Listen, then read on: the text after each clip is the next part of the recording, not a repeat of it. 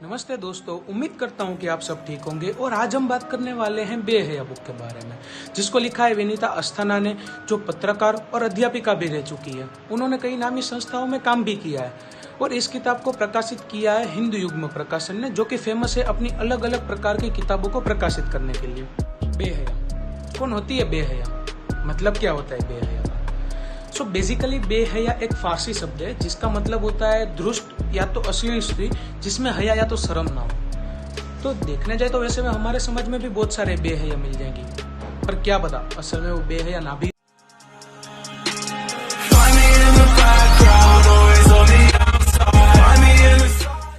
कहानी शुरू होती है एक लड़की से जो सेक्स करने के बाद अपने बॉयफ्रेंड के पास में सो रही है और पंखे की ओर देखकर सोच रही है, क्या मर्दों के लिए सिर्फ सेक्स ही प्यार है?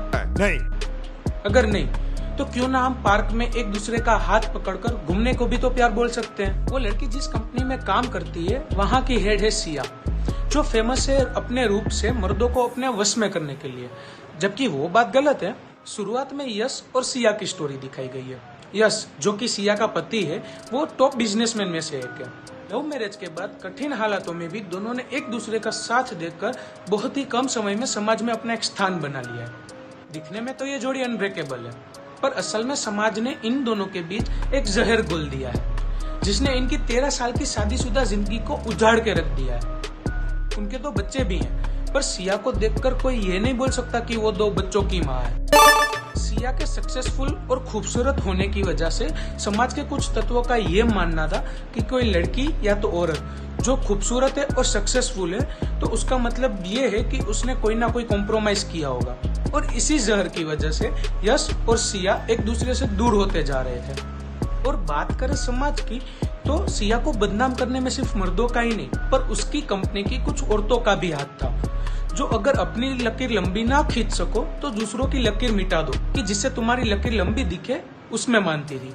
ये जो औरतें हैं वही असल मायने में बेहया हैं। कहानी का दूसरा मेन किरदार है अभिज्ञान, जो ऑफिस में फेमस है अपने लुक्स, बातें और अपने तरीके से काम करने के अंदाज से। ऑफिस में उसकी छवि एक रमता जोगी जैसी है, जिसकी वजह से ऑफिस की कई लड़कियां उसके पीछे पागल है, जिसमें से एक तृष्णा भी है। जब सिया और अभिज्ञान दोनों मिलते हैं तब अभिज्ञान सिया को देखकर मंत्रमुग्ध हो जाता है और उसके मन में सिया के लिए फीलिंग्स आने लगती हैं। अब अभिज्ञान अपने काम से सिया को इम्प्रेस करने के लिए रास्ते ढूंढता रहता है। तो क्या अभिज्ञान सिया के दिल और उसकी बिगड़ी हुई जिंदगी तक पहुंचता है या नहीं? क्या अभिज्ञान और सिया दोनों प्रेम में पड़ते हैं, या तो यश और सिया अपने बीच की ये दूरियां मिटा लेंगे? क्या अभिज्ञान और सिया के बीच दुश्मनी होती है? कौन है असली बेहया? सारे सवालों के जवाब मिलेंगे आपको बेहया किताब में। अगर पर्सनली बोलूं तो मुझे किताब के पहले पेज से शिकायत थी कि कैसे उन्होंने पुरुष को गलत तरीके से दिखाने की कोशिश की है, पर आगे चलते वो खत्म हो गई। बात करें कि मुझे इस किताब में क्या क्या पसंद आया, तो पहला, इसकी कहानी जो दूसरी कहानियों से अलग है। दूसरा, इसकी लिखावट जो हर सिचुएशन की गहराई दिखाती है। तीसरा, इसका कवर पेज जो कि बहुत ही खूबसूरत है। अंत में तो एक ही लाइन बोलूंगा कि प्यार निस्वार्थ होता है, जबकि रिश्ते निभाए जाने के मोहताज होते हैं। बेहया बुक का एक छोटा सा गिव अवे रखा है, जिसका लिंक डिस्क्रिप्शन में है, तो जाओ और पार्टिसिपेट करो।